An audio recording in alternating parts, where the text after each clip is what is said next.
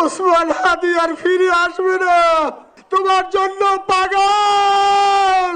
ওর সন্তান মাত্র 8 মাস বয়স, গতকালকে যখন ওর কাছে নিয়ে আসছে সবাই বাবাকে দেখাবে ওসমান হাদিকে। আমি বললাম কি লাভ হবে, ও তো কোনোদিন ওর বাবার চেহারা কথা বলতে পারবে না।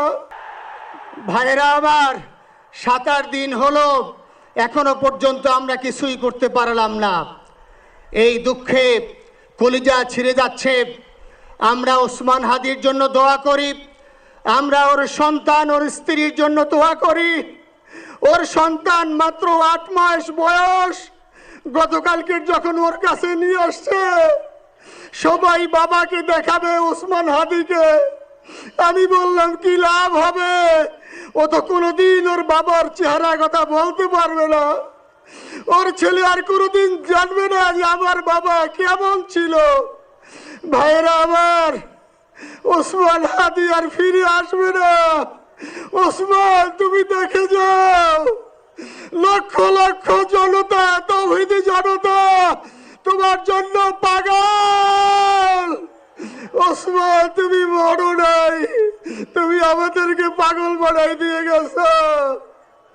আল্লাহর কাছে আমরা সবাই দোয়া করি, আল্লাহ যেন আমার ভাই শহীদ শরীফ ওসমান হাদিকে জান্নাতুল ফিরদাউসের মেহমান হিসেবে কবুল করেন। আল্লাহ তাআলার কাছে দোয়া করছি, আয় আল্লাহ তাআলা, আমরা যারা বেঁচে আছি ঈমানের সাথে স্বাধীনতার সার্বভৌমত্ব রক্ষা করে তৌহিদের দ্বীপ বাংলাদেশকে যেন আমরা রক্ষা করতে পারি, সেই তৌফিক আল্লাহ তাআলা আমাদের নসিব করুন। আপনাদের সবার কাছে দোয়া চাচ্ছি। আমার মেজো ভাই ওমর ফারুক সাথে ছিল, ওর জন্য আপনারা দোয়া করবেন। আমার ছোট বোন মাসুমা অ্যাবনর্মাল হয়ে গেছে, তাকে চিকিৎসা করাচ্ছি, ডাক্তাররা বলছে অনেক বেশি সমস্যা।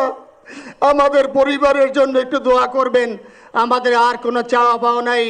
শরীফ ওসমান হাদি, তুমি বেঁচে থাকো, আমরা ওর জন্য দোয়া করি। আল্লাহ তাআলা শরীফ ওসমান হাদিকে জান্নাতের সর্বোচ্চ মাকাম নসিব করুন।